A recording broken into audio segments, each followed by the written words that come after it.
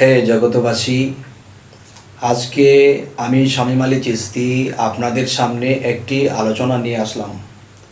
তো আশা করব ইনশাল্লাহ সবাই ভালো আছেন। সকলে তো আর সমান ভালো থাকা যায় না, হয়তো কেউ একটু দুর্বল বা কেউ একটু বেশি ভালো আছেন, কেউ একটু কম ভালো আছেন। তবুও শুকরিয়া আলহামদুলিল্লাহ যে আল্লাহ যদি এর থেকেও বেশি কষ্টে রাখত, তাই আল্লাহর চরণে লাখো কোটি শুকরিয়া।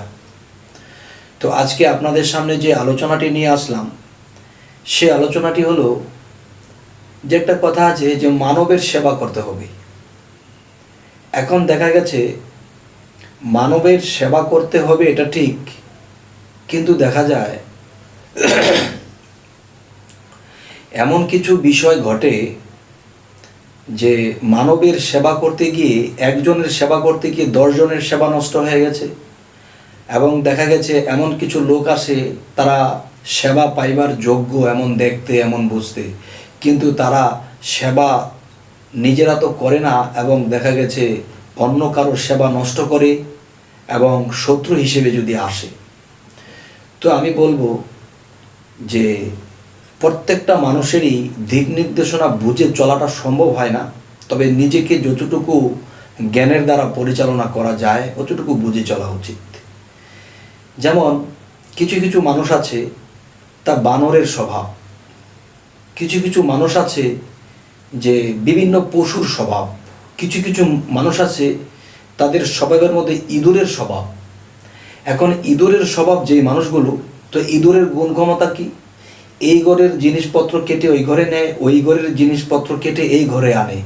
তার এটা না করলে তার চলেই না, এটাই তার কাজ। তাহলে কিছু কিছু মানুষ আছে যে তার কথা নিয়ে সেখানে বলতেছে, আবার তার কথা এনে এখানে বলতেছে, দুইজনের মধ্যে একটা গোলযোগ সৃষ্টি করে দিয়ে সে দূরে বসে তামসা দেখতেছে। আচ্ছা, আরেক ধরনের লোক আছে, বুঝুক বা না বুঝুক ফালাফালি করে, লাফালাফি করে, মানুষ মুরব্বী কি বা ছোট বড় কি তা এটা মান্য করে চলে না, তখন তার যেমন খুশি তেমনই সে চলে এবং উশৃঙ্খল করে। তাহলে এই মানুষটার ভিতরে বানরের গুণ ক্ষমতা আছে। তো এক সময় কি সে তার বানরের গুণ ক্ষমতা নিয়ে আছে বলে কি সবসময় থাকবে? হয়তো কোনো দিন কোনো পরিস্থিতির কারণে সে আবার ভালো হবে, কিন্তু ভালো হয় সময় হবে। এখন যে উশৃঙ্খল করে, নিজে ক্ষতিগ্রস্ত এবং অন্যকেও ক্ষতিগ্রস্ত হতে হয়। হে জগতবাসী, তো একজন মানুষ সকল মানুষের কাছে ভালো থাকতে পারে না। এই যে আমাদের প্রধানমন্ত্রী শেখ হাসিনা, তার কাছে তিনি সকলকে সমান দেখতে গেলেও সকল মানুষের কাছে কিন্তু তিনি সমান নেই। কেন নেই? আজকে আমি একটি গল্প বলবো ইনশাল্লাহ। সেটি হলো, একটি রাজ্য ছিল, সেই রাজ্যের যিনি রাজা, তিনি চিন্তা করলো আমার যে রাজ্য, এই রাজ্যের পাশে যে একটা বিশাল এরিয়া আছে, এখানে বানররা বসবাস করে। এখানে বানররা বসবাস করে, এখন দেখা যায় বানর দিন দিন বাড়তেছে। তখন বলল, এই বানরদেরকে যদি রাখতে হয়, এই বানরদেরকে যদি আমার রাজ্যে রাখতে হয়, তাহলে এদের ট্যাক্স দিতে হবে, ট্যাক্স ছাড়া এদেরকে রাখা যাবে না। তখন যারা সাধারণ আছে তারা বলতেছে রাজা কিরকম নির্দয় হয়ে গেছে, তারা বনে থাকে, তারা যেভাবে আছে থাকুক, তো এই বানরের কাছেও ট্যাক্স নিতে হবে, আর ট্যাক্স না থাকলে নাকি এই জঙ্গলে আগুন লাগিয়ে দেবে, এই জঙ্গলে আর তাদেরকে থাকতে দেবে না।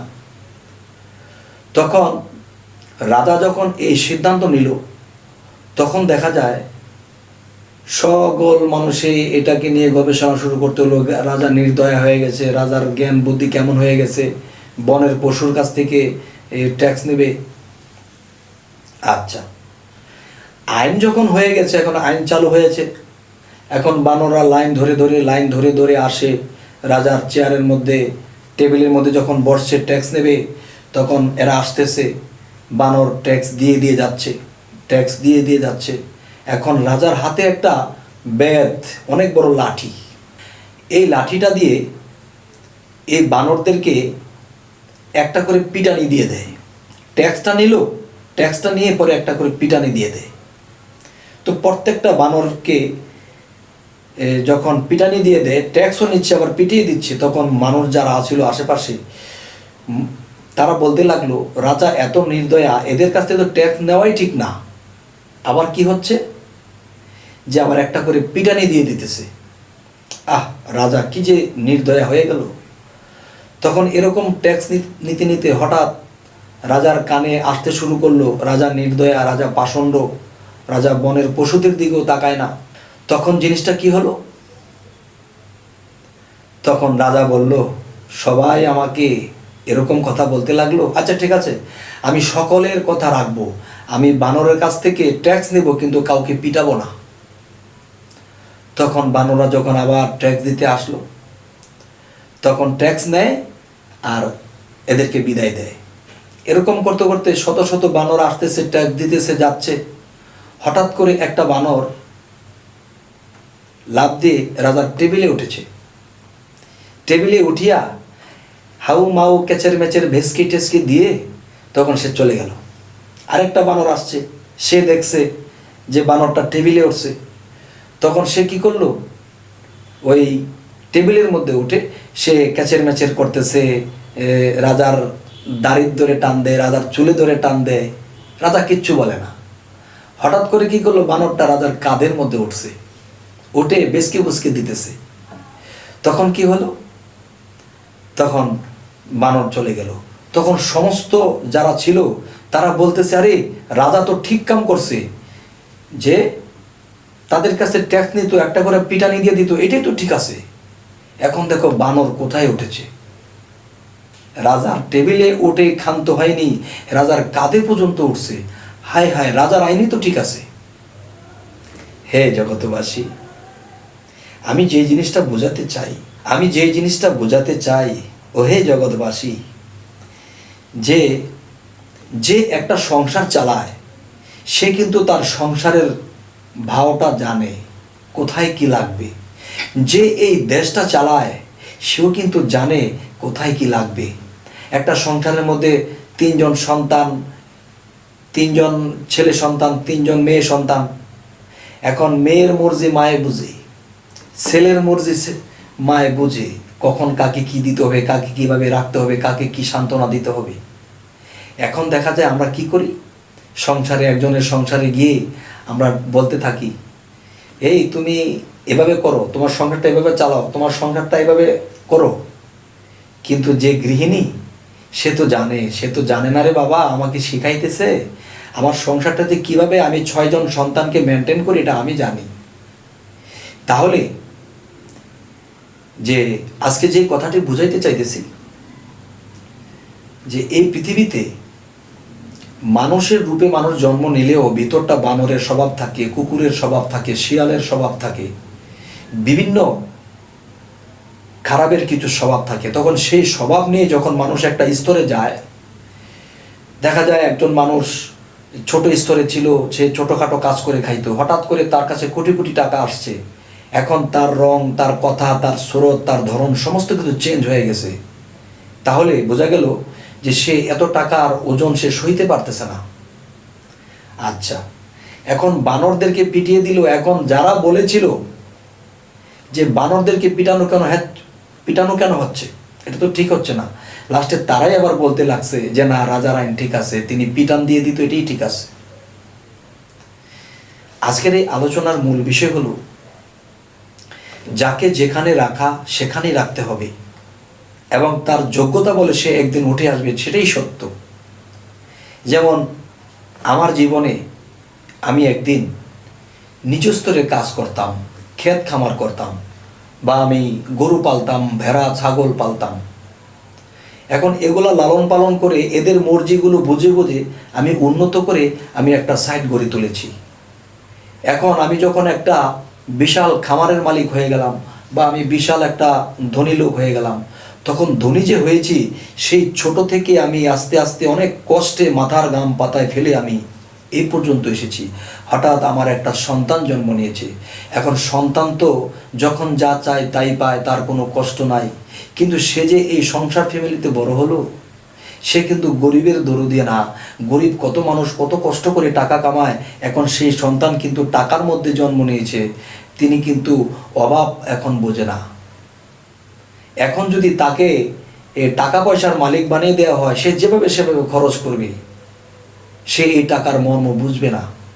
ঠিক এই পৃথিবীতে আল্লাহর দিকে যদি তাকাই, যে যেখানে যাকে যেখানে লাগবে সেখানেই দিয়েছে, এখন সেখান থেকে যে সে উঠে আসতে হয়, তবে আল্লাহ বলেছে আমি এই পৃথিবীতে মানুষের মৃত্যু ও জীবন সৃষ্টি করিয়াছি পরীক্ষা করার জন্য। যেমন ওয়াল্লাযী খালাকাল মাউতা ওয়াল হায়াতা লিয়াবলুওয়াকুম আইয়ুকুম আহসানু আমালা ওয়া হুয়াল আজিজুল গাফুর।